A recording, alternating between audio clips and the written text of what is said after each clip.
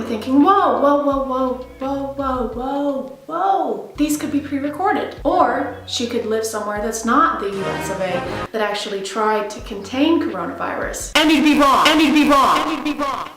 Neither. This store has Valentine's decorations out on the aisles, so they weren't pre-recorded. And I looked it up and she was born in Florida. I wanted to make sure she still lived in Florida, so I did some expert sleuthing to find the gym that she goes to. Found it was in Florida. Then turns out I didn't even need to do any of that fucking sleuthing because she literally just says she lives in Florida. I live in the Sunshine State. I live in Florida. In a Q&A video that I found later. Which makes fucking sense. I truly wanted to believe that a creator with millions and millions of impressionable followers was not going to stores, restaurants, gyms, without even a Lana Del Rey mask in sight. As someone from the Deep South, I have zero patience left for people who think that wearing a mask is so inconvenient that they're willing to risk the safety of others. Even if she were to rent out the entire Walmart store every time she films a TikTok, which I'm sure she does, you should still wear a mask. Kids watch this shit. You're supposed to be setting a good example. Speaking of kids, her content is targeted to and consumed by them. She even acknowledges this in some of her videos that I've seen. I'm a burrito. Oh, not that girl. I don't like her. She's so annoying. Can't kidnap her. The kids love her. So why then are there so many references to growing a fat peach? They're not just references, actually. It's literally her slogan. Like, she says it at the beginning of videos. It's a great day to grow a fat peach. It's a great day to grow a fat peach. It's a great day to grow a fat peach. Good morning, world. It is a great day to grow a fat peach. And it's in her YouTube header on her channel. Why do kids need to worry about having a big ass? I don't even like saying that sentence. Young girls already see a slew of abs, poreless faces, and Photoshop bodies on a daily basis. They don't need their favorite influencer telling them to start working on their Kim K ass at the age of 11. And don't try and tell me they aren't kids. I've read the comments. Also, wear a mask to the gym, okay? Why do you like being outside so much? You see, sweetie, there was once a time where being outside was illegal, so, you know, count your blessings.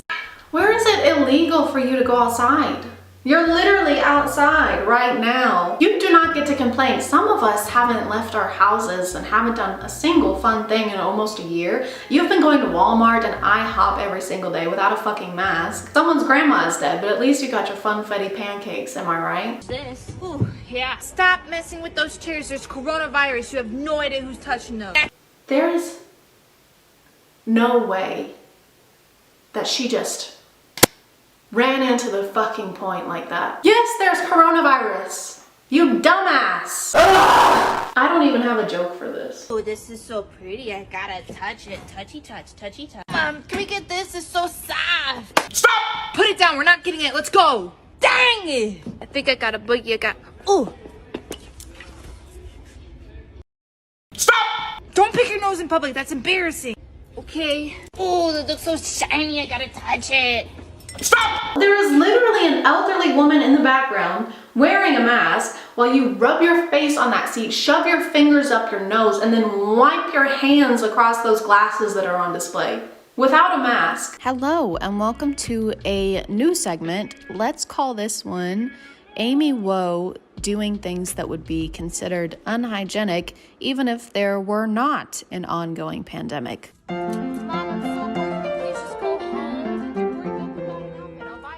Really? Okay. We're not leaving. You should have came. Dang it. I'm just gonna sit right here. Don't sit on the floor.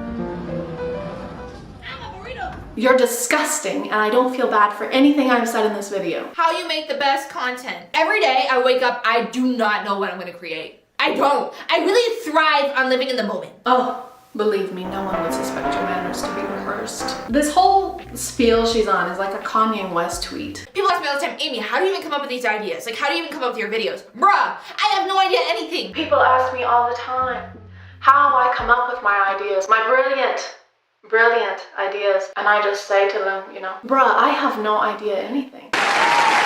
Chicken nuggets or chicken strip. I really like nuggies and I really like tendies, but here's the thing. If I do not consume at least one tendy every single day of my life, it's not a good day. Why are you talking so loud, bruh? Also, close your eyes and tell me you wouldn't think this is Lele Pons. Except even Lele wears a mask.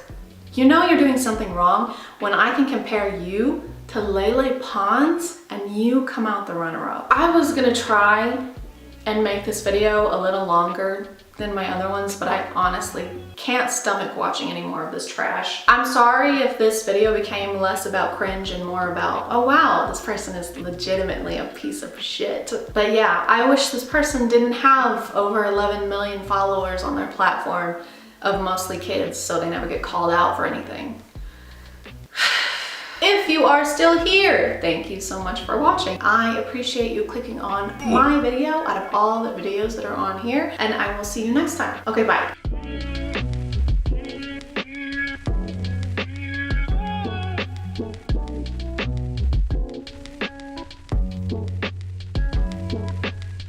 Hey guys, and welcome back to My name is ChadChad. Not really. And teachers have been up to some stuff recently. Some have been up to some really bad stuff, and then others have just been up to some stuff that's making people angry on TikTok. Hey, could you please put your phone away? I've already asked you once. Not that that's necessarily a difficult thing to do. I've never had a teacher. Technically, I've never been into a school other than college. It's because I was so brilliant and smart and incredible that I didn't have to. I just popped out of the womb and went straight to college. I wasn't homeschooled. Just remember that I have no experience with having a high school teacher other than my mom, and that was a lot of fun because if I ever pissed my teacher off, the passive aggressiveness didn't stop after the bell rang. I didn't have homework, but if I failed a math test, I wouldn't get to stay on the health insurance plan, so. Pros and cons. And while we're talking about pros, this video is sponsored by Scentbird. Christmas is right around the corner, so why not give your loved ones a gift that keeps giving all year round? Scentbird is a monthly subscription service that lets you try fragrances from over 600 brands. You or your recipient can choose a new designer perfume or cologne to try every month with plenty of unisex options also. Each fragrance comes with a 30-day supply, so you or your loved one can try it out without having to pay the price for a full bottle. Just choose between a 3, 6, or 12-month subscription, and Scentbird will send it to the recipient's email address. Or if you're looking for more of a one-time gift, Scentbird also offers perfume and cologne sets filled with scents from top brands like Gucci, Dolce, and lots more. Whether you're treating yourself or a loved one, you can try high-end fragrances for only $16 a month, or if you use my code CHAD2, it's only $11 for the first month. I got 3 more scents this month, and I'm a huge fan of the color scheme. This one is Belle by Toka, and it's a citrus blend that also makes you smell like you just took a bath in flowers. This is La Femme Intense by Prada, and it's more of a woody, elegant scent with just a touch of floral in there. It smells like something you would wear on a mysterious late-night date to make everything more sophisticated. This one you can probably tell is my favorite from this month because of how much is left in there. It's called Sugarful by Michael Germain, and I've been spraying it way too much because I can't get enough of it and keep getting compliments. But that being said, I still haven't even used half the vial, so there's plenty of product in these. Scentbird vials are actually 8 times bigger than regular samples you would get at the store. This one smells sweet, like a mix of strawberry and cotton candy, but also has some sandalwood to balance it all out. This is definitely my favorite, and I'll actually be buying the full bottle of Sugarful because it's amazing. Scentbird is a flexible subscription, so if you need to skip a month or anything, there are no penalties. Plus, they are now available in Canada too, so if you want to try Scentbird out, be sure to use code CHAD2 to get 30% off your first month. Thank you to Scentbird for sponsoring today, and let's get back to the video. This teacher's account has had a lot of viral TikToks this week. You might have seen them. I've seen at least 3 plus stitches and duets. off. A lot of which were mostly not positive. Most of her videos that I've seen are in this format where she's like, this is how I would react if a student did XYZ. Pretty cut and dry, right? You might be thinking there's no way that this could go wrong, to the point that this teacher is having to turn off her comment sections and post multiple response videos. And if you are thinking that, no, you're wrong. Hey, could you please stop drawing on the desk? What? Oh, yeah, I'll stop. All right, class, open your books. Hey, didn't I just ask you to stop drawing on your desk? Here, use these, clean it up. What? Fine. So the student won't stop drawing on the desk and she's annoyed by it, which makes sense. I mean, schools usually want to keep their property clean, I would assume, but the comments seem to have a different opinion. It comes off, just let them draw. Or let them draw, then have them clean it after. There are a lot of people saying that this is ridiculous and she should leave them alone because drawing on the desk helps with anxiety. I guess I could maybe see both sides to this. On the one hand, if it's just like an absent-minded scribble, if it's a pencil you're using and it comes off using these wipes, it doesn't seem like that big a deal. Unless what you're drawing isn't school appropriate. What are you drawing, Johnny? This? Oh, it's actually a massive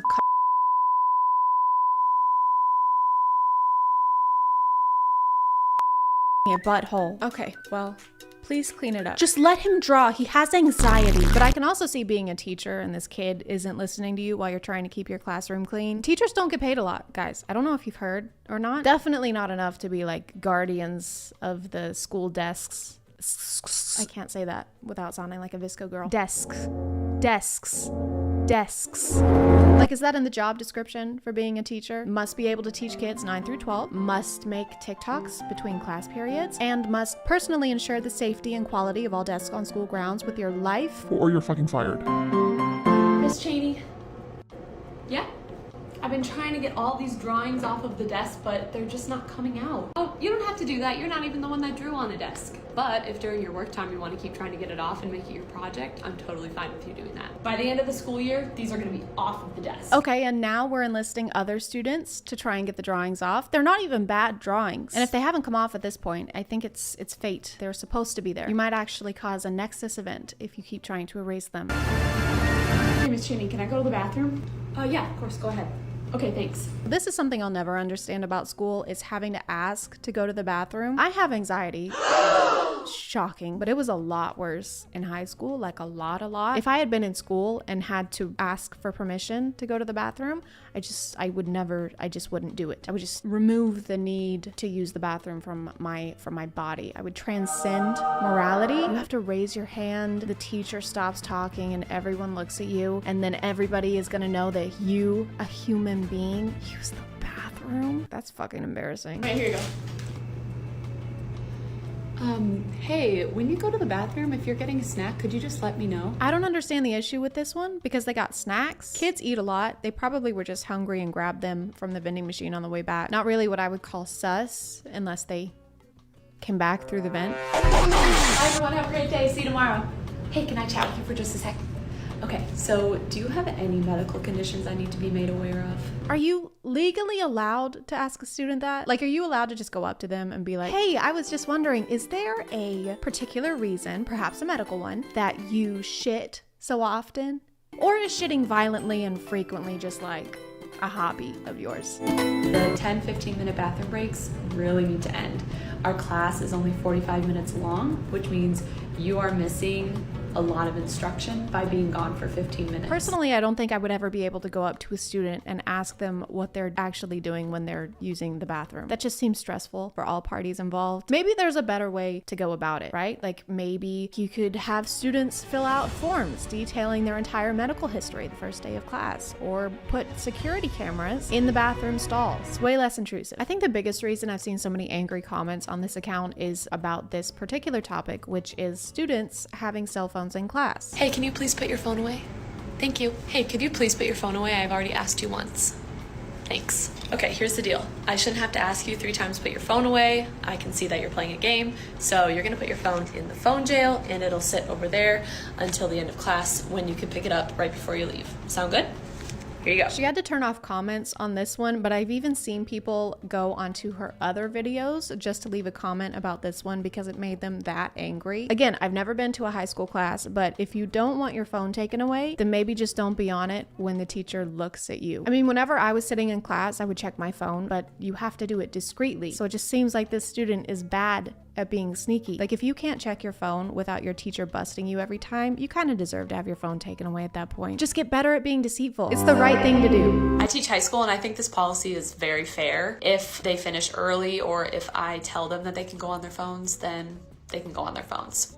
Also, if we have long class periods, which some days we do, I'll work in like a 5-minute phone break for them to have a brain break. But if it's work time, if I'm speaking, or if they're taking a test, phones should be put away. I mean, yeah, of course you can't be on your phone during a test. Why is that even an argument? Hey, Sarah. What's up? We're taking a test, as you know, and I couldn't help but notice you have all the answers pulled up on your phone. Yeah? Yeah, so I'm gonna have to take that. Yeah, you can't take it. It's my property. Okay, well then I have to fail you. I'll draw on the desk. No, please. Sarah, okay, don't touch the desk, all right? I am so sorry. Just forget I said anything. No, please. I looked for forever on her page for the TikTok that started all this drama, and apparently it got deleted, so all I could find was this duet. Are you sure you don't want to put it in here? It's Yeah. just going to sit over there until the end of class and you can pick it up before you leave. No? Okay, so that's blatant disrespect towards me, your teacher. So I'm going to call down to the office. An administrator will come down. They'll bring the school officer. The school officer? Is that like a security guard? So we're calling security because a student was watching TikToks in class. I mean, unless it's like during a test and the student is refusing to get off of their phone. But still, why wouldn't you just fail them on the test and then tell the kids' parents that they're being a shithead? I think it's mostly the delivery on this one. It's a little more intense and the comments are saying that it's condescending. My personal theory is just that a lot of people have had a similar experience to this with getting in trouble with a teacher, and the cadence of this video, So that's blatant disrespect towards me, your teacher. is sending them into what is known as the scientific response of fight, flight, or leave angry internet comment. She does other kinds of videos just generally talking about what it's like to work as a teacher. She also does what I ate for lunch today videos. She seems like a genuinely nice teacher who cares about teaching kids. I feel bad that she's having to turn off her comments, but I guess she had to make a follow-up for the desk drawing video because of the amount of negative comments on that one. All right, class, who can answer that? Hey, could you please not draw on your desk? I don't want it to stain the desk. I'll stop. But hey, could you please not draw on the desk? Yeah, sorry, I know. Okay, so here's a piece of paper for you to draw on instead of the desk, and here's a wipe to clean it off. Could you please do that for me? Do you not have to take paper to school anymore? Should you not at least have one piece of paper? If the students don't have paper, then why do they have pencils or pens? It doesn't add up. To combat the desk drawing, she might have to start collecting pens and pencils like she does cell phones before class. Hey, Sarah. Oh, hey, Teach. I couldn't help but notice that you've been using your pencil a lot during class, the pencil. So I'm just gonna have to ask that you put it in the pencil jail. No, that's in here. okay. It's just gonna sit over there until the end of class. It'll be waiting for you. I think I'm good. Okay, so that's blatant disrespect towards me, your teacher. I'm gonna have to contact the FBI and saw off 2 of your limbs with this rusty machete. As always, y'all can let me know what you think in the comments, but I'm gonna call it there. Also, if you're interested in Scentbird, be sure to use the link in my description or the code ChadChad. It does help out the channel. Plus, you get a discount off of your first month. And if you are still here, thank you so much for watching. I appreciate you clicking on my video out of all the videos that are on here, and I'll see you next time. Okay, bye.